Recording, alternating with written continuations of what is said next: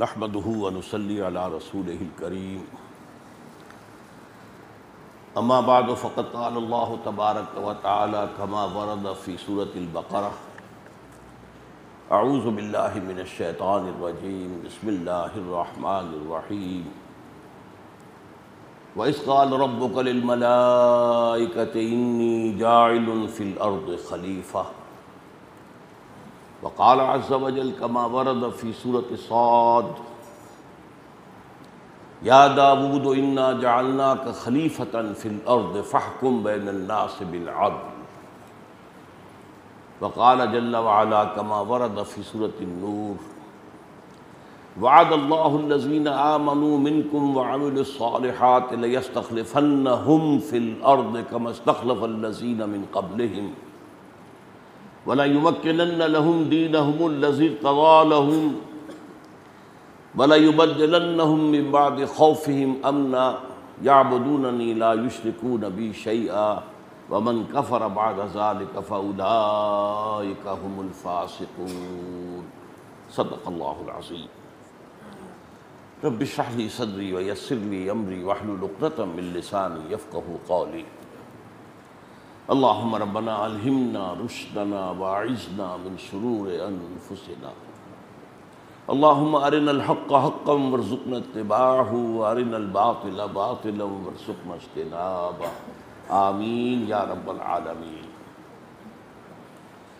اس مہینے کی 8 تاریخ کو ایک اہم موضوع پر گفتگو شروع ہوئی تھی۔ پس منظر میں یہ تھا کہ صوفی محمد صاحب نے کہا ہے کہ جمہوریت کفر ہے۔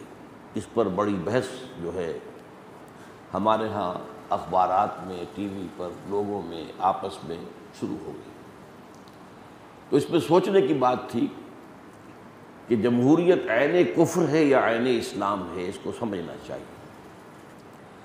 چونکہ یہ موضوع خاص ایک بحث سے شروع ہوا تھا کہ جمہوریت کفر ہے یا اسلام، اس لیے اس گفتگو میں بعض جو بنیادی مسائل ہیں وہ زیر بحث آنے سے رہ گئے۔ آج میں اس حصے کو مکمل کرنا چاہتا ہوں۔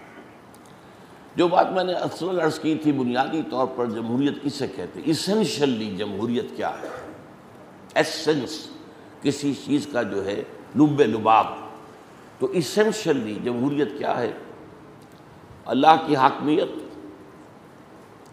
اللہ اور اس کے رسول کے احکام کی بالادستی، سپریم لا قرآن اور سنت، اس کے نیچے نیچے باہمی مشاورت سے جو معاملہ چاہو طے کر لو، یہ ہے خلافت، ایسنشل خلافت۔ شکلوں کے اندر جو ہے تبدیلی ہوتی رہی۔ مثلا جب تک نبوت کا سلسلہ جاری تھا، وقت کا نبی ہی خلیفہ ہوتا تھا، اس لیے کہ حاکم حقیقی سے اس کا رابطہ تھا، وحی کا رابطہ، اسے آپ ہاٹ لائن کہہ لیں، جو چاہے کہہ لیں۔ اسی لیے میں نے پہلے آیت پڑھی ہے وہ جو اصلاً آدم کی خلافت کے بارے میں ہے، وَإِذْ قَالَ رَبُّكَ لِلْمَلَائِكَةِ إِنِّي جَاعِلٌ فِي الْأَرْضِ خَلِيفَةً۔ آدم کی تخلیق اس لیے ہوئی ہے کہ زمین کی خلافت اسے عطا کی جائے۔ پھر وہ خلافت جو ہے انبیاء کی شخصی خلافت رہی، اور جیسے کہ قرآن میں آیا سورہ صاد میں، یا داود انا جعلناک خلیفۃ فی الارض فاحکم بین الناس بالعدل، تو حکومت بھی کرو اور فیصلے کرو لوگوں کے مابین عدل کے ساتھ۔ اچھا، یہ سلسلہ آیا حضور تک صلی اللہ علیہ وسلم، تو حضور بھی خلیفہ تھے۔ مدینے کی جو ریاست قائم ہوئی پہلے محدود تھی، ایک سٹی اسٹیٹ تھی، بڑھتے بڑھتے وہ 8 سال میں پورے عرب پیننسولا پر پھیل گئی۔ یہاں خلیفہ کون تھا؟ حضور تھے صلی اللہ علیہ وسلم۔ لیکن اب جب کہ نبوت ختم ہو رہی تھی تو خلافت جو ہے اب شخصی نہیں رہی بلکہ اجتماعی ہو گئی۔ اب خلافت امت کی ہے بحیثیت مجموعی، کیونکہ نبی تو کوئی آئے گا نہیں، کوئی رسول کوئی نبی آنے والا نہیں۔ اس کے لیے جو سورہ نور کی آیت ہے وہ بہت اہم ہے۔ وعد اللہ الذین آمنوا منکم وعملوا الصالحات، اے محمد کے پیروکاروں صلی اللہ علیہ وسلم، اللہ کا وعدہ ہے تم میں سے جو بھی ایمان اور عمل صالح کی شرائط پوری کریں گے، لَيَسْتَخْلِفَنَّهُمْ فِي الْأَرْضِ، انہیں اللہ تعالیٰ لازماً زمین میں خلافت عطا کرے گا۔ کما استخلف الذین من قبلہم، جیسے کہ خلافت عطا کی تھی ان کو جو ان سے پہلے تھے، ولا یمکنن لہم دینہم الذی ارتضی لہم، اور دوسری بات یہ کہ ان کے اس دین کو جو اللہ نے ان کے لیے پسند کر لیا ہے، ان الدین عند اللہ الاسلام، اسے زمین میں تمکن، غلبہ عطا کرے گا، ولا یبدلنہم من بعد خوفہم امنا، اور اس وقت تک جو خوف کی حالت ان پر طاری ہے، اب پتہ نہیں ادھر سے حملہ ہو جائے، ادھر سے حملہ ہو جائے، مکے سے قریش آ جائے، ادھر سے غطفان آ جائے، اوپر سے یہودی آ جائے، یہ خوف کی فضا اللہ بدل دے گا امن کی کیفیت کے ساتھ، پھر وہ میری ہی بندگی کریں گے اس کیفیت کے ساتھ کہ شرک کا کوئی شائبہ نہیں ہوگا۔ لیکن جو لوگ اس کے بعد بھی کفر کریں گے تو معلوم ہوا کہ وہ تو شیطان صفت ہے، سرکش۔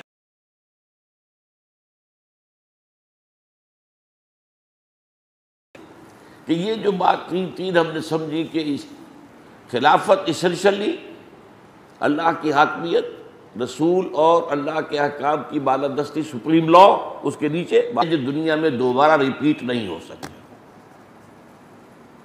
مثلا اس وقت یہ چونکہ خلافت راشدہ ضمیمہ ہے دور نبوت کا، کوئی فصل تو نہیں ہے نا درمیان میں، ادھر حضور کا انتقال ہوا، ادھر حضرت ابو بکر کی خلافت کا آغاز ہو گیا، کوئی وقفہ نہیں، کوئی فصل۔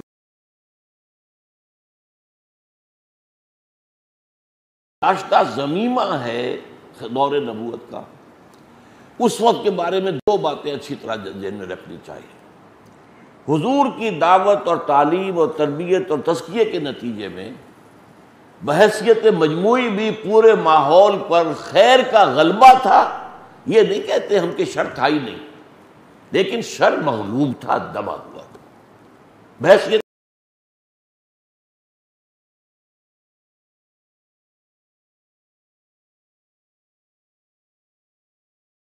مغلوب، خاص طور پر ایک خاص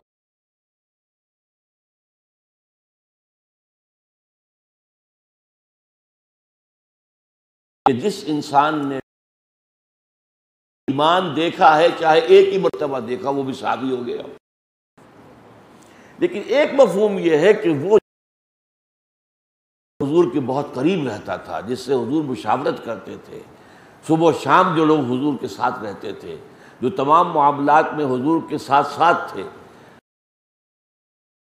موقع پر کہ بعض جو ہمارے جو سینئر صحابہ ہیں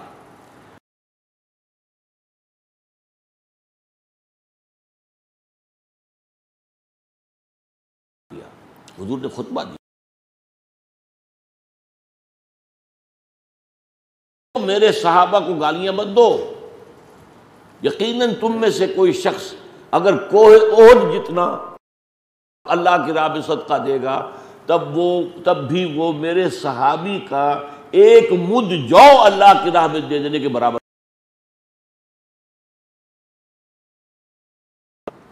وہ بھی تو لیگلی تو صحابی ہیں نا، جن سے خطاب کر رہے ہیں، جو اس وقت موجود ہیں، جو حضور کو دیکھ رہے ہیں، تو وہ قانونی اصطلاح کے مطابق تو وہ بھی صحابی ہیں۔ لیکن یہاں پر فرق کیا میرے اصحاب، تو یہ اصل میں ایک جماعت تھی خاص کے جو حضور نے تیار کی ہے، اور یہ جماعت حزب اللہ کہلاتی ہے، اس کے اوصاف سورہ مائدہ میں بیان ہوئے ہیں۔ تو یہ جماعت تو ایسی ہے کہ اس کا تزکیہ اس انتہائی درجے تک ہو چکا تھا کہ جس سے آگے تصور ممکن نہیں، جس کی ایک مثال یہ ہے، اور یہ پہلے کئی دفعہ بیان آئی ہے، کہ ایک جنگ میں حضرت علی کا دو بدو مقابلہ ہوا ایک مشرک سے۔ حضرت علی غالب آ گئے، اسے پچھاڑ لیا، سینے پر سوار ہو گئے، خنجر بھونکنے والے تھے کہ اس نے نیچے پڑے ہوئے بھی منہ پر تھوک دیا۔ حضرت علی چھوڑ کر علیحدہ ہو گئے۔ اب وہ شخص حیران ہوا کہ میں تو مغلوب تھا، میرے سینے میں تو خنجر آیا چاہتا تھا، پھر میں نے جسے انگریزی میں کہتے to add insult to injury, میں نے انسلٹ بھی کر دی، چہرے پر تھوک دیا، پھر چھوڑ کے کھڑے ہو گئے۔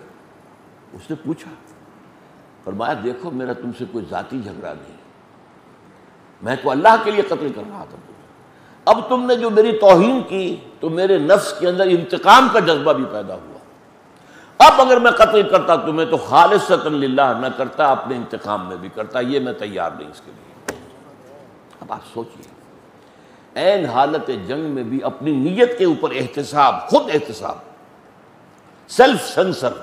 ایک تو یہ کہ کوئی سینسر آپ پر عائد کرے، ایک سیلف سینسر آپ نے اپنے اوپر جو عائد کیا ہوا ہے. تو نیت کا اس درجے لحاظ، تو اس اعتبار سے وہ خاص جماعت صحابہ کرام کی جو تھی ان کا تزکیہ تو اس انتہا تک ہو چکا تھا. اب اس کا دو نتیجے نکلتے ہیں. ایک تو یہ کہ خلافت راشدہ ہی چونکہ لوگ خلیفہ بنے، لہذا ان کے ہاتھ میں اختیارات مطلق تھے، کلی. آج ہمیں اتنا مزکا اور اتنا صاف نیت آدمی نہیں مل سکتا جس کے ہاتھ میں سارے اختیارات دے دیے جائیں. ایگزیکٹو ہیڈ بھی خلیفہ راشد ہے اور مجتہد وقت بھی خلیفہ راشد ہے. ان سے بڑا مجتہد اور کون ہوگا؟ ابو بکر اور عمر اور عثمان اور علی سے. صفِ سالار اصل وہ بھی وہی ہے. اسی طریقے سے اصل جو بھی ہے جوڈیشری، اگرچہ حضرت ابو بکر کے زمانے میں تو اس کا کوئی ذکر نہیں ملتا، حضرت عمر کے زمانے میں شروع ہو گئی تھی، لیکن عام حالات میں قاضی اور قضات بھی وہی ہے. تو یہ اختیار جو اس وقت خلیفہ راشد کے ہاتھ میں تھا، یہ اب دوبارہ ہم دنیا میں کسی ایک فرد کی ذات میں اس کو مرتکز نہیں کر سکتے. پہلی بات سمجھ میں آ گئی، 2 اور 2 4 کی طرح. دوسرا یہ کہ وہ خلافت راشدہ تھی لائف لانگ، ایک دفعہ منتخب ہو گیا موت تک کے لیے خلیفہ ہے. اس لیے کہ ان کے بارے میں وہ اندیشہ نہیں تھا کہ اقتدار کا نشہ چڑھ جائے اور وہ جو ہے بہک جائیں. وہ جو آج آپ کے ہاں جو پولیٹیکل سائنس کا ایگزیم ہے، اصول ہے، authority turns to corrupt and absolute authority corrupts absolutely. یہی وجہ ہے کہ جو ہمارے ہاں اس وقت دنیا کے اندر کانسٹیٹیوشنل لا ایک علیحدہ شعبہ ہے قانون کا. کانسٹیٹیوشن میں سارا دھندا یہ ہوتا ہے کہ چیکس اینڈ بیلنسز ہوں. کہیں اختیار آ گیا تو اختیار کے اوپر نگرانی بھی ہو، کہیں جواب دہی بھی ہو. اگر ایسا اختیار کسی کے ہاتھ میں آ جائے جس کا کوئی نہ نگران ہے نہ کسی جواب دہی کرنی ہے، وہ تو کرپٹ ہو جائے گا. وہ تو گویا کہ وہ اپنے غرور کے اندر آ کر اپنے اس کے اندر. تو اس لیے اتھارٹی ٹینڈس ٹو کرپٹ، یہ اصول ہے. جہاں اتھارٹی ہوگی کرپشن کا امکان پیدا ہو گیا، اور جہاں ایبسولوٹ اتھارٹی ہوگی تو کرپشن بھی ایبسولوٹ ہو جائے گی. یہ اصول خلفائے راشدین کے بارے میں نہیں ہے، یہ وہاں پر زیرو ہے. لہذا انہیں ایک دفعہ منتخب کیا تو وہ اب پوری زندگی کے لیے خلیفہ ہیں، ابو بکر، عمر، عثمان، علی رضی اللہ تعالیٰ عنہ. دوسری بات کیا تھی؟ بہت اہم باتیں ہیں یہ، اچھی طرح سمجھیے. لیکن گفتگویں ہوتی ہیں ہم الجھ جاتے ہیں باتوں میں. اس وقت جو صحابہ کرام تھے ان میں بھی ایک گریڈیشن موجود تھی، اور وہ گریڈیشن حضور کی پیدا کرتا تھی اور قرآن کی. سب سے ٹاپ پر کون تھے؟ 10 عشرہ مبشرہ ٹاپ. پھر اصحاب بدر، پھر اصحاب بیعت رضوان 1400 یا 1800، اصحاب بدر 313. 10 اوپر کے عشرہ مبشرہ. ایک سیڑھی نیچے اترے اصحاب بدر، ایک سیڑھی نیچے اترے اصحاب بیعت رضوان، اور نیچے اترے فتح مکہ سے قبل جو ایمان لے آئے، اور نیچے اترے تو اب جو فتح مکہ کے بعد ایمان لائے. یہ گریڈیشن تھی نا. اس گریڈیشن کا ظہور کیا ہوا ہے؟ دیکھیے، پہلے چاروں خلفاء عشرہ مبشرہ میں سے. پہلی بات حضرت عمر رضی اللہ تعالیٰ عنہ جو فیصلہ نہ کر پائے کسی شخص کے بارے میں، حضرت ابوبکر صدیق نے تو فیصلہ کر دیا حضرت عمر کا، لیکن حضرت عمر کر نہیں پا رہے، کس کو میں سونپوں یہ. تو آپ نے کیا کیا؟ کمیٹی بنائی. کمیٹی میں کنے رکھا؟ عشرہ مبشرہ کو. یہ چوائس ان کا نہیں ہے، چوائس محمد رسول اللہ کا صلی اللہ علیہ وسلم. یہ نہیں کہا کہ بھئی سارے قبیلوں میں سے ایک ایک آدمی لے آؤ، پہلے الیکٹورل کالج بنا دو تم، جیسے ایوب خان نے کیا تھا، جو بیسک ڈیموکریسی نافذ کی تھی. پہلے الیکٹورل کالج، پھر وہ منتخب کریں گے صدر. نہیں، کچھ نہیں. عشرہ مبشرہ میں سے. اب ظاہر بات ہے ابو بکر چلے گئے، عمر جا رہے ہیں، ایک اور بھی صحابی فوت ہو چکے، لیکن یہ کہ اب 6 رہ گئے ہیں آپ کے بعد. آپ نے 6 کا ایک باڈی بنا دی. 6 اپنے میں سے کسی کو منتخب کر لو 3 دن کے اندر اندر. اپنے بیٹے کو نگران کھڑا کر دیا عبداللہ ابن عمر کو کہ ان کی جو گفتگو و مشاورت ہو اس کی نگرانی کرو. اپنے بیٹے کو شامل نہیں کیا انہوں نے۔ اب یہ جو ہیں ان میں پھر فیصلہ کیا ہوا، دو نے کہا کہ ہم وڈرا کرتے ہیں، زبیر رضی اللہ عنہ، طلحہ رضی اللہ تعالیٰ۔ اب رہ گئے تین میں سے ایک عبد الرحمن ابن عوف نے کہا اگر تم اپنا معاملہ اے علی اور اے عثمان، اگر تم اپنا معاملہ میرے حوالے کر دو تو میں بھی وڈرا کرتا ہوں۔ اب باقی رہ گئے، انہوں نے کہا ٹھیک ہے آپ طے کر دیں۔ باقی کون رہ گئے؟ علی اور عثمان رضی اللہ تعالیٰ عنہ۔ یہاں ایک مسئلہ اور حل ہو جائے گا، فوراً سمجھ لیجئے، یہ دونوں امیدوار تھے کہ نہیں؟ وہ جو وڈرا ہوئے کس چیز سے وڈرا ہوئے، اور جو رہ گئے وہ کون ہے؟ امیدوار۔ ہمارے یہاں ایک مغالطہ پیدا کر دیا گیا ایک زمانے میں خاص، امیدواری حرام ہے۔ نہیں، امیدواری حرام نہیں ہے۔ حضرت یوسف نے کہا تھا خود میرے حوالے کر دو، اجعلنی علی خزائن الارض، مجھے دے دو، انی حفیظ علیم۔ تو امیدواری کسی خیر کے کام کے لیے آگے بڑھنا جو ہے یہ امیدواری نہیں کہلاتی، یہ تو ذمہ داری کا بوجھ اٹھانے کے لیے آمادگی ہے۔ بہرحال یہ بعد میں بھی مسئلہ آئے گا، اس لیے میں نے یہاں نوٹ کرا دیا۔ تو حضرت عبد الرحمن ابن عوف نے پھر جو ہے مشورہ کیا، بچوں سے بھی پوچھا گلیوں کے اندر، اور خواتین سے بھی پوچھا، سب سے پوچھا، پھر رائے بنائی، حضرت عثمان کو بنا دیا۔ لیکن جو نقطہ میں بیان کر رہا تھا وہ کیا تھا کہ یہ گریڈیشن تھی وہاں پر جو اب نہیں ہے۔ اب ہم کیا کہیں گے؟ کوئی شخص بڑا متقی نظر آ رہا ہے ظاہر میں، اندر کیا ہے ہمیں کیا پتا؟ جو وہ خلوت بھی رون کارے دیگر بھی کیا کرتے ہیں خلوت کے اندر، ہمیں کیا پتا؟ لیکن یہ ہے کہ وہاں تو حضور کی سنت تھی نا، عشرہ مبشرہ تو حضور کے ڈکلیئرڈ تھے۔ اب یہ شکل نہیں موجود ہے، تو اس کا نتیجہ یہ ہے کہ اب ہمیں جو ہے کوئی اور معیار بنانا پڑے گا کہ کیسے انتخاب کریں، کس طرح کریں، سوچنا پڑے گا۔ آخری بات کیا ہے؟ وہ قبائلی معاشرہ تھا، قبائلی معاشرے میں قبیلے کا سردار خود بخود اپنے قبیلے کا گویا کہ نمائندہ ہے۔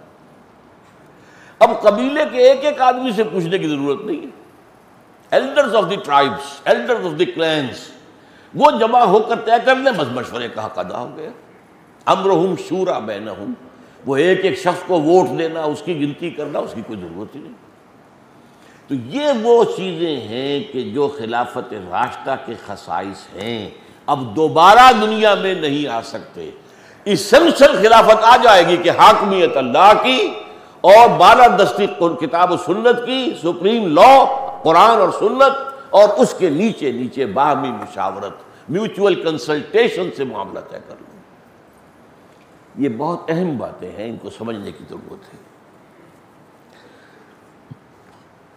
اچھا، اب یہ سمجھیے، یہ بھی ایک عام طور پر لوگوں کے ذہنوں میں بات واضح نہیں ہے، یہ قرآن و سنت کے اندر اندر جو کچھ ہے مباح ہے۔ میں نے آپ کو مثال سے سمجھایا تھا نا، گھوڑے کو آپ نے باندھا ہے 200 گز کی رسی سے، کھوٹے کے ساتھ۔ اب 200 گز ریڈیس کا، نصف قطر کا دائرہ ہے جس میں یہ گھوڑا آزاد ہے، شمال میں جائے، مغرب میں جائے، جنوب میں جائے، 100 گز پہ جائے، 150 پہ جائے، 199 پہ جائے، 200 تک جا سکتا ہے، 200 سے آگے نہیں۔ 200 گز کے دائرے میں یہ آزاد ہے۔ پابندی جو ہے وہ اس دائرے کی ہے، پابندی ہے کتاب و سنت کے احکام کی۔ ان احکام کے اندر اندر جو کچھ ہے وہ مباح ہے۔ اور ایک اصول جان لیجئے جو بعد میں فقہا نے مرتب کیا، کسی شے کے حلال ہونے کے لیے قرآن و سنت سے دلیل لازمی نہیں ہے، کسی شے کے حرام ہونے کے لیے کتاب و سنت سے دلیل لازم ہے، اور جو شے حرام نہ ثابت کی جا سکے وہ حلال ہے۔ سمجھا آپ نے؟ اب حلال کا دائرہ کتنا وسیع ہو گیا۔ اگر یہ طے ہو کہ جو شے حلال ثابت نہ کی جا سکے وہ حرام ہے، تو اس کا مطلب ہے کہ حرام کا دائرہ بہت وسیع ہو جائے گا اور حلال کا دائرہ بہت محدود ہو جائے گا۔ اس میں البتہ یہ ہے، ایک مباح ہے جو جائز ہے، ایک مستحب ہے جو پسندیدہ ہے، اس ان کے اندر کتاب و سنت کے نزدیک وہ درجہ بندی علیحدہ ہو جائے گی۔ لیکن جائز ہے، جائز ہے ہر وہ شے جو کتاب و سنت کی روح سے حرام ثابت نہ کی جا سکے۔ اس کا بھی ایک تعلق بعد میں آئے گا، وہ میں بعد میں آپ کو بتاؤں گا۔ اچھا اب سمجھیے مغرب کی اصل گمراہی کیا ہے۔ آج میں وہ بات کہنے لگا ہوں جو بہت سے لوگوں کے لیے بہت ہی شاید عجیب بھی ہو، ناقابل قبول بھی ہو، انہیں غور کرنا پڑے گا۔ مغرب نے جو کچھ ایجاد کیا، جو کچھ بنایا، جو کچھ ڈیولپ کیا، وہ سارا کا سارا حرام نہیں ہے۔ یوں سمجھیے کہ باطل محض کا تو وجود ہے ہی نہیں دنیا میں۔ باطل بھی کسی نہ کسی حق کے حصے کو لے کر اس کے گرد اپنا تانا بانا بناتا ہے، اس لیے کہ قیام ہے ہی نہیں، باطل کو قیام ہی نہیں ہے۔ اس کو اپنے قیام کے لیے، جیسے آپ کو معلوم ہے وہ آکاش بیل کہلاتی ہے، وہ درختوں کے اوپر چڑھتی، وہ خود تو نہیں چڑھ سکتی اوپر، وہ درختوں پر چڑھے گی، درخت چوس جائے گی، خود جو ہے بڑھتی جائے گی۔ یوں سمجھیے کہ باطل جو ہے وہ آکاش بیل کی طرح ہے، وہ چڑھتا ہے حق پر، حق کا اندر غلاف ہوتا ہے جس پر چڑھتا ہے، لیکن یہ کہ وہ اس حق کو چوس لیتا ہے، حق کو غیر مؤثر کر دیتا۔ اب اس کی مثال کیا ہے؟ دیکھیے سب سے پہلی بات کیا، سائنس ڈیولپ ہوئی۔ سائنس اور ٹیکنالوجی میں کوئی چیز حرام نہیں ہے۔ فزکس میں کیا چیز حرام ہوگی؟ کیمسٹری میں کیا چیز حرام ہوگی؟ یہ تو کوئی حرام شے نہیں۔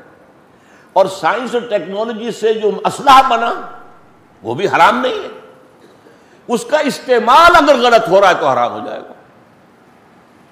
اور یہ سائنس جو ڈیولپ ہوئی ہے، علامہ اقبال نے ایک بات کہی ہے، وہ میں بعد میں آپ سے عرض کروں گا، اس سائنس کا سارا جو ہے معاملہ وہ قرآن مجید کی بنیاد پر ہے۔ قرآن نے اس پوری کائنات کے اندر اللہ کی آیات ان فی خلق السماوات والارض واختلاف اللیل والنہار والفلک التي تجری فی البحر بما ينفع الناس وما انزل اللہ من السماء من ماء فاحیا به الارض بعد موتها وبث فیہا من کل دابۃ وتصریف الرياح والسحاب المسخرات بین السماء والارض لآیات لقوم یعقلون۔ یہ سب نشانیاں ہیں اللہ کی، ان تمام فینومنا آف جو نیچر ہے اللہ کی نشانیاں قرار دیا۔ اس سے یہ ہے کہ ان کو پڑھو، ان کو سمجھو، آیات آفاقیہ، آیات انفسیہ اور آیات قرآنیہ، یہ تینوں جب آپ جڑ جائیں گی تب تمہیں علم اور معرفت حاصل ہوگی۔ آیات آفاقی، آیات انفسی، وفی انفسکم افلا تبصرون، اور آیات قرآنی، تینوں کی ہم آہنگی جب ہوتی ہے تو اس منطق ہے جس کو کہتے ہیں، وہ یہ بھی بڑی سخت اصطلاح ہے۔ ایک ہے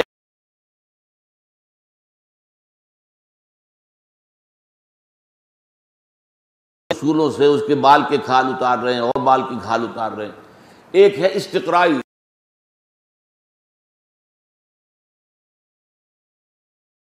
تو سائنس نتیجہ ہے استقرائی منطق کا، ڈیڈکٹیو لاجک، ڈیڈکٹیو کا نہیں۔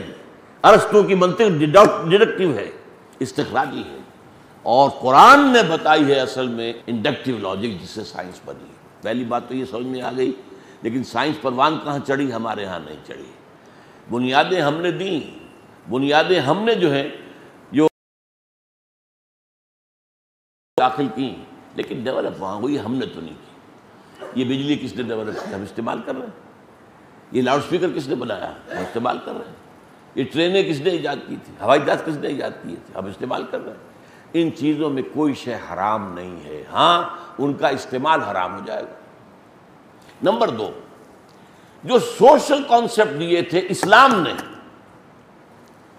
آزادی، مغرب نے اسے مادر پدر آزادی بنا دی، ہر شے سے آزادی، اللہ سے بھی آزادی، مذہب سے بھی آزادی، آسمانی ہدایت سے بھی آزادی، کتابوں سے بھی آزادی، آزادی آزادی آزادی۔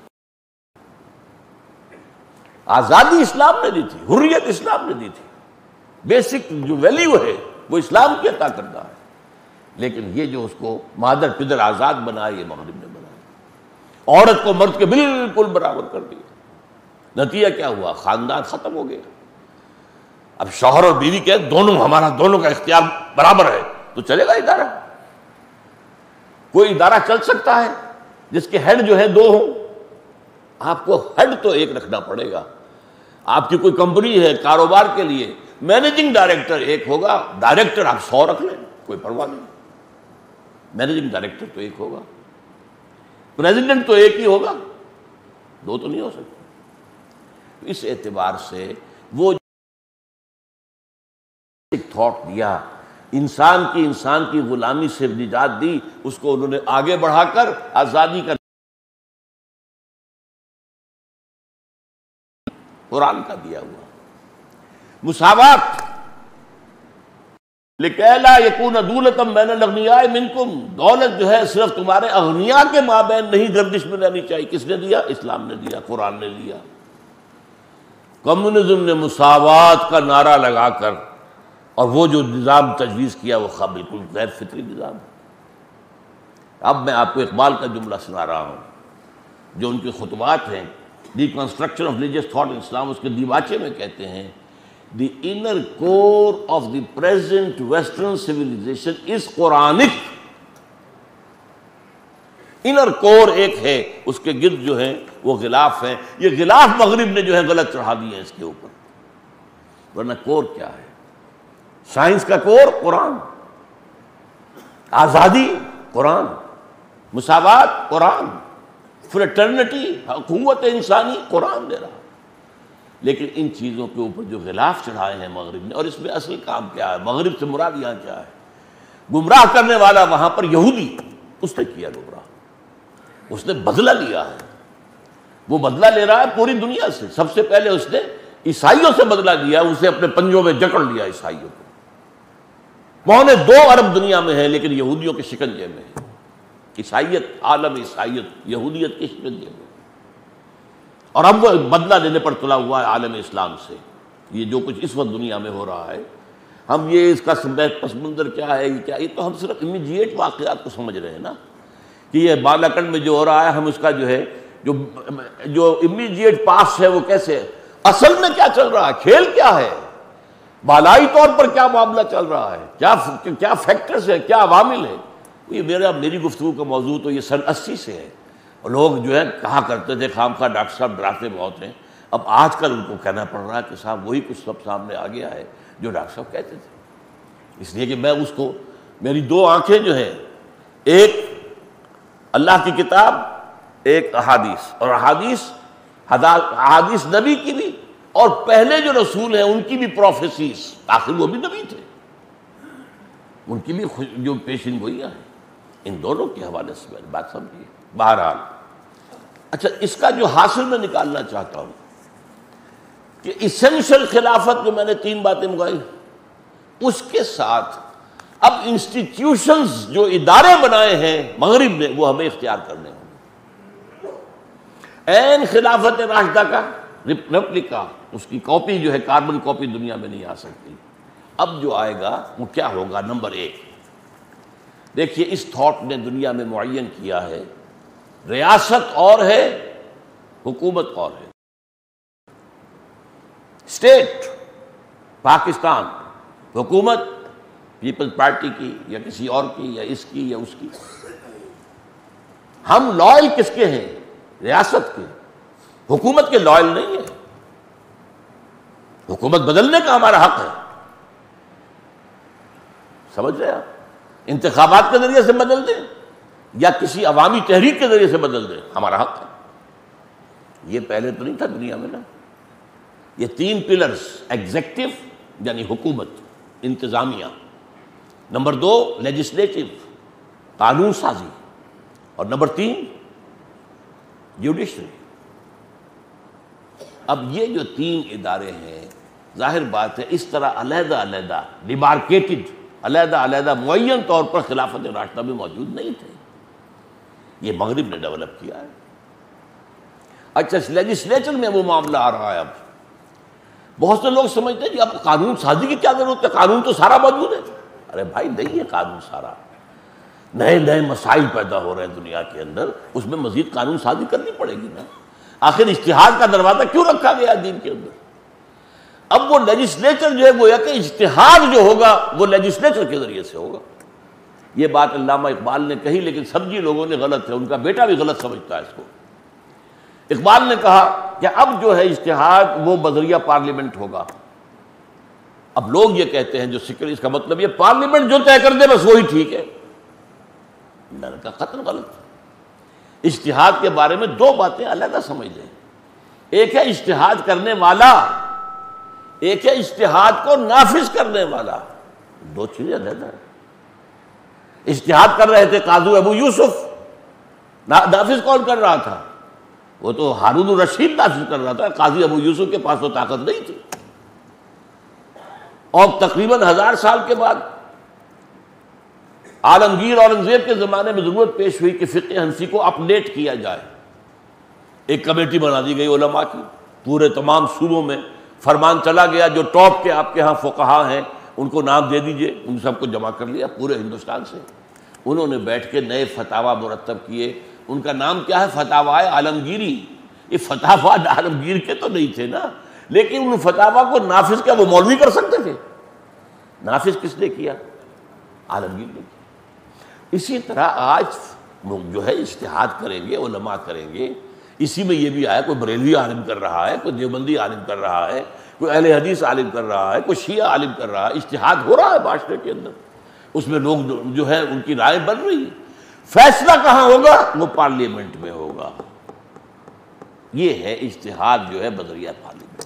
اور یہ پارلیمنٹ میں اندر لیجسلیچر ہوگی. پھر کہتے ہیں کہ قانون کی ضرورت ہی نہیں.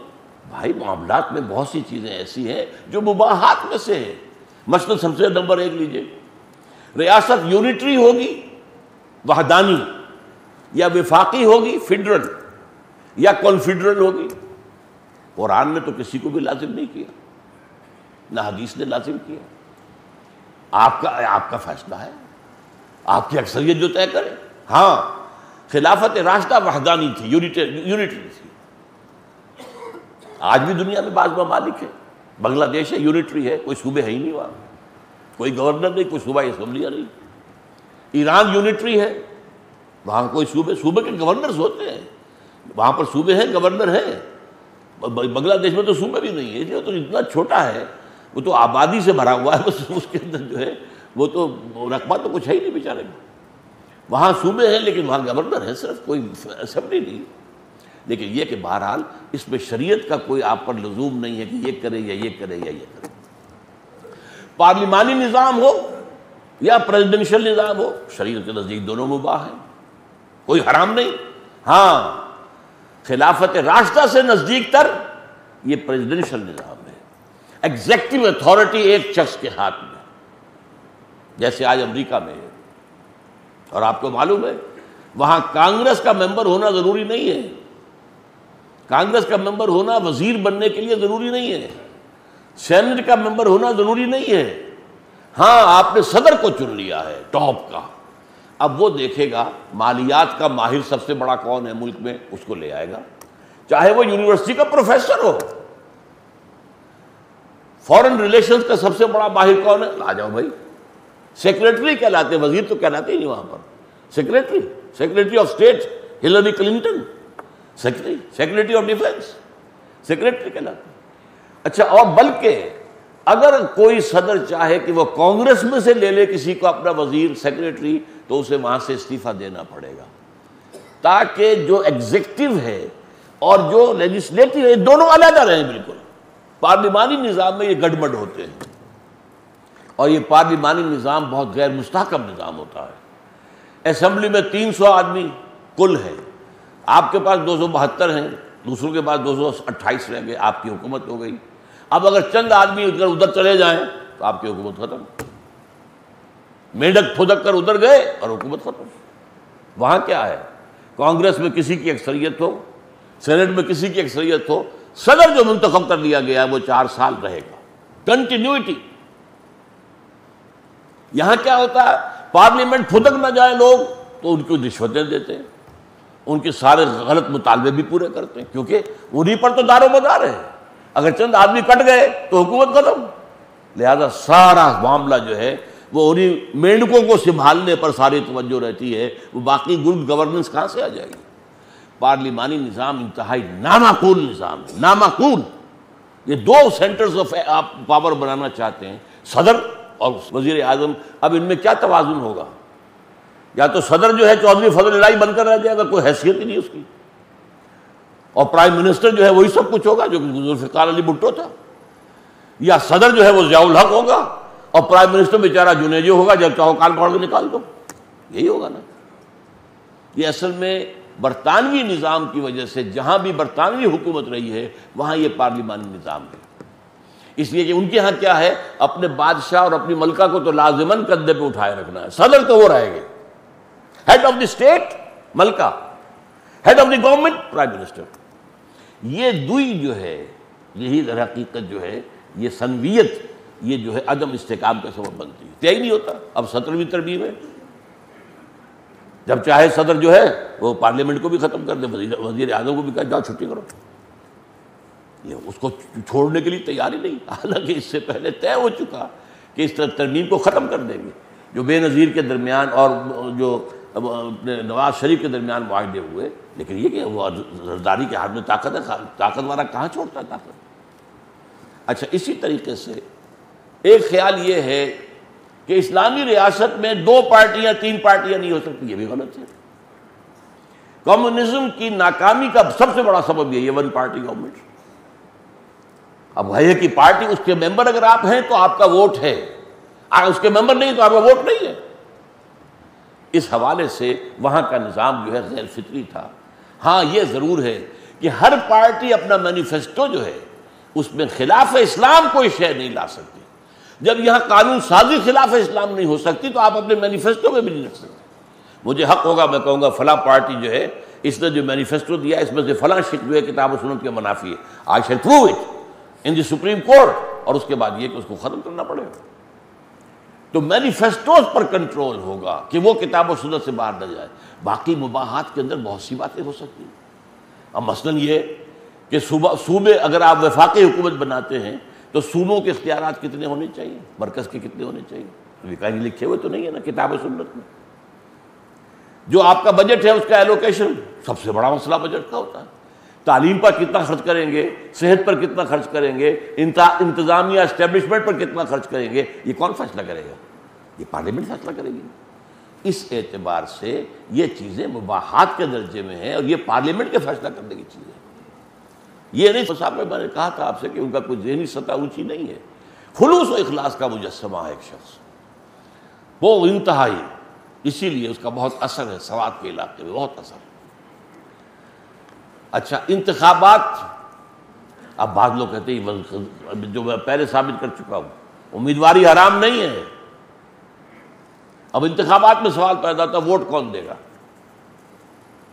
صرف متقی لوگ ووٹ دیں گے تو کون طے کرے گا کہ آپ متقی ہیں یا نہیں ہیں؟ آپ کی داڑیاں ناپی جائیں گی یا آپ کی مسجد کے اندر جو ہے وہ حاضری کا ریکارڈ دیکھا جائے گا، ہر جماعت میں حاضری رکھ لی جائے؟ کیا کہ ناممکن آدمی سے ووٹ ہر مسلمان کو دینے کا حق ہے، چاہے متقی ہو چاہے فاجر ہو۔ اس لیے کہ امام ابو حنیفہ رحمۃ اللہ علیہ کا یہ موقف ہے، المسلم کفو لکل مسلم، مسلمان سب آپس میں برابر ہیں، کانسٹیٹیوشنلی لیگلی تمام مسلمان برابر ہیں۔ جس کی مثال میں آپ کو دیا کرتا ہوں، آپ کو یاد آ جائے گی کہ اگر ایک باپ کے 2 بیٹے، ایک متقی ہے تہجد گزار ہے، ایک فاسق و فاجر ہے، وراثت میں کیا متقی کو زیادہ ملے گا اور فاسق و فاجر کو کم ملے گا؟ برابر ہے کہ نہیں؟ لیگلی برابر، کانسٹیٹیوشنلی برابر، سب کو ووٹ دینے کا حق ہوگا۔ ہاں یہ طے ہم کریں گے کہ 18 سال کا دے یا 24 سال کا ووٹ دے یا 25 سال کا ووٹ دے، یہ طے کریں گے، یہ نظام دیکھیں گے۔ جہاں جب آ کر انسان کے اندر کچھ سوچ میں ٹھہراؤ پیدا ہو جاتا ہے، ایک ہوتا ہے والیٹائل ایج، مشتعل مزاجی اور جذبات کا دور، اس میں نہیں ہونا چاہیے۔ ان کے ہاتھ میں اتنی بڑی شے کہ حکومت کے نظام کے لیے وہ فیصلہ کرے، دیکھنا چاہیے۔ یہ علیحدہ بات ہے، یہ ان کا دیا ہوا معاملہ جو ہے وہ ہمارے لیے لازم نہیں ہے، وہ ہم خود طے کریں گے۔ اور جو امیدوار ہوگا اس کی تھورو سکریننگ ہوگی۔ تمہاری دولت آئی کہاں سے، حساب دو پہلے۔ تمہارے پڑوسی تمہارے بارے میں کیا کہتے ہیں، یہ کہتے ہیں، یہ کہتے ہیں، یہ کہتے ہیں، جواب دہی کرو پہلے۔ سکریننگ ہوگی، آئے تو ہو تم۔ ہمارے ہاں تو یہ معاملہ اس حد تک ہے کہ کوئی شخص عدالت میں گواہی نہیں دے سکتا جب تک کہ اس کی سکریننگ نہ ہو۔ تم ہو کون، کہاں سے آئے؟ ہماری عدالتوں میں تو لوگ لیے پھرتے ہیں، وہ قرآن بھی بغل میں دبائے ہوتے، جہاں چاہو ہم سے آپ اتنے پیسے دے دو گواہی دلوا لو۔ یہ نہیں ہے۔ اسے تزکیۃ الشہود کہتے ہیں ہماری فقہ میں، شہود شاہد گواہ، اس کی جمع ہے۔ اور تزکیہ ان کا پہلے ہوگا، اسکریننگ ہوگی، اور اگر یہ قابل اعتماد نہیں تو جاؤ دفع ہو جاؤ۔ اور جس کی ایک دفعہ جھوٹی گواہی ثابت ہو گئی، اب ساری عمر اس کی گواہی قبول نہیں کی جائے گی۔ یہ نظام عدالت ہے ہمارا۔ تو جو شخص امیدوار بن کر آئے وہ پوری اسکریننگ کے بعد آئے۔ میں نے اجتہاد کے بارے میں بھی آپ کے سامنے عرض کر دیا کہ علامہ اقبال کے ایک بات کو غلط سمجھا گیا۔ یہ چند باتیں میں نے آپ کے سامنے رکھ دی ہیں کہ جو جدید خلافت کا نظام بنے گا، جو نظام ریاست خلافت کے اصولوں کے تحت بنے گا، اس میں اسینشل چیزیں وہی تین ہیں: اللہ کی حاکمیت، قرآن اور سنت کی بالادستی، سپریم لا، نیچے یہ مباحات کے میں نے 8-10 چیزیں گنوا دی ہیں آپ کو، ان میں اٹس یور چوائس، امرہم شورا بینہم، جو چاہو طے کرو۔ یہ سب مباحات میں سے ہیں، ان میں سے کسی کے لیے دلیل لانے کی ضرورت نہیں ہے۔ مباح جو ہے، جو شے حرام نہ ہو وہ مباح ہے، اللہ اللہ خرچہ۔ ان مباحات کے درمیان فیصلہ کاؤنٹنگ آف ووٹ سے ہو جائے تو وہ حرج نہیں ہے۔ جیسے میں نے کہا تھا گھر میں ایک دعوت دینی ہے، اس میں مشروب کیا ہو، شربت روح افزا رکھے یا یہ کہ 7 اپ دے، کیا دیں، دونوں جائز ہیں۔ اب اگر آپ ووٹ لے لیتے ہیں گھر کے لوگوں سے تو کیا حرج ہے، اس میں کوئی برائی تو نہیں ہے، کیونکہ اس ووٹ کے ذریعے سے حرام حلال نہیں ہو سکتا، وہ چاہے 100% ووٹ ہو، وہ حلال اور حرام کا فیصلہ تو کتاب و سنت کے احکام سے ہوگا۔ ہاں مباحات کے درمیان جو ہے فیصلہ آپ لوگ کر سکتے ہیں، آپ اپنی کاؤنٹنگ کے ذریعے سے، ووٹس کے ذریعے سے طے کر لیں۔ اب اس طریقے سے یہ جدید انسٹیٹیوشنز، یہ اسٹیٹ کرافٹ ہے، اسٹیٹ کرافٹ میں دیکھنا پڑتا ہے کہ جہاں ذرا اتھارٹی آ جائے وہاں پر ظاہر بات ہے کہ پھر چیکس اینڈ بیلنسز بھی ہونے چاہیے۔ اور آج کے حالات میں ہم اس طرح کی ایبسولیوٹ اتھارٹی کسی کو نہیں دے سکتے جو کہ خلفائے راشدین کو تھی اور بالکل صحیح تھی۔ آخری بات، یہ نظام دنیا میں دوبارہ آ کر رہے گا، اور اب آئے گا تو گلوبل ہوگا، پوری دنیا میں ہوگا، اور تبھی تخلیق آدم کا مقصد مکمل ہوگا۔ آدم زمین کے کسی ایک ٹکڑے کے لیے خلیفہ بنا کر نہیں بھیجا گیا تھا، زمین کے لیے، پوری زمین کے لیے۔ یہ کب ہوگا؟ ہوگا خلافت راشدہ، راشدہ تو نہیں ہوگی، علی منہاج النبوت، یہ اصطلاح ہے حدیث کی، خلافت علی منہاج النبوہ، یہ دوبارہ آئے گی اور گلوبل ہوگی، پوری دنیا میں ہوگی، اس کی خبر دی ہے۔ اب یہاں بھی بعض بیچارے ہمارے جو بہت ہی متقی لوگ بھی ہیں اور بہت سادہ لوگ ہیں، ساری دنیا میں آنی چاہیے ایک دم۔ بھائی ساری دنیا میں ایک دم آ سکتی تو حضور کے دستے مبارک سے آ جاتی، اور کون ہے جو آگے بڑھ جائے گا حضور سے؟ یہ خواہش تو ہو سکتی ہے، ہر مسلمان کے دل کی تمنا ہو سکتی ہے، لیکن ہو نہیں سکتا۔ یہ ہوگا وہی جو تدریجاً وہاں ہوا تھا حضور کے زمانے میں۔ حضور کے دستے مبارک سے صرف عربین پیننسولا، جزیرہ نمائے عرب میں خلافت قائم ہوئی ہے، بعد میں وہ ایکسٹینڈ ہوئی، مغرب میں بڑھتے بڑھتے شام سے گزر کر مصر، اور مصر سے گزر کر اٹلانٹک تک چلی گئی، بحر اوقیانوس، مشرق میں عراق سے گزر کر ایران، ایران کے بعد خراسان، کہاں تک؟ دریائے جیہوں تک۔ یہ بعد میں آئی ہے نا، حضور کے زمانے میں تو نہیں آئی۔ اب بھی کسی ایک ملک میں آئے گی، اب وہ معاملہ جو ہے وہ پھر بہت تلخ باب کھل جائے گا۔ اس کے لیے پاکستان بنایا گیا تھا، جس کو ہم نے بٹرے کیا ہے، جس میں ہم نے اللہ سے وعدہ خلافی کی ہے۔ اصولاً تو خلافت قائم ہو گئی تھی، جب قرارداد مقاصد میں اللہ کی حاکمیت آ گئی اور قرآن و سنت کی بالادستی آ گئی تو خلافت تو آ گئی۔ آگے بات جو ہے اصولوں پر اور اسلام کے تفصیلی نظام کو، شریعت کو نافذ کرنے کی طرف قدم نہیں اٹھا۔ یہ ہے جس کی وجہ سے آج ہم مصائب سے دوچار ہیں۔ یہ اللہ کا حساب ہے۔ پہلا کوڑا 1971 میں پڑا تھا، پتہ نہیں کیا ہوگا، اللہ جانتا ہے۔ ایوری تھنگ از میلٹنگ پاٹ۔ اس وقت تو سارے معاملہ جو ہے معلوم ایسا ہوتا ہے کہ کسی جو ہے ہنڈیا کے اندر موم پڑا ہوا ہے، وہ اس کو آپ گرم کر رہے ہیں، کیا ہوگا، کدھر ہوگا، کیا پتا، کچھ پتہ نہیں۔ لیکن اللہ سے بس خیر مانگی جائے، اللہ ہمیں مزید مہلت دے دے، ہم اس ملک میں اسلامی نظام ریاست اور اسلام کی نظام خلافت قائم کرنے کی کوشش کریں۔ آپ میں سے جو بھی اس کے لیے کمر کس لے گا وہ، اور اس کے لیے اس پر پورا اترے گا، وہ اللہ کے ہاں کامیاب ہو جائے گا، یہاں ہو نہ ہو۔ اصل کامیابی تو ذالک هو الفوز العظیم، اصل کامیابی تو وہ ہے۔ بہرحال یہ چیز ہے جو میں نے خلافت کے بارے میں عرض کی۔ اقول قولی ھذا واستغفر اللہ لی ولکم ولسائر المسلمین والمسلمات۔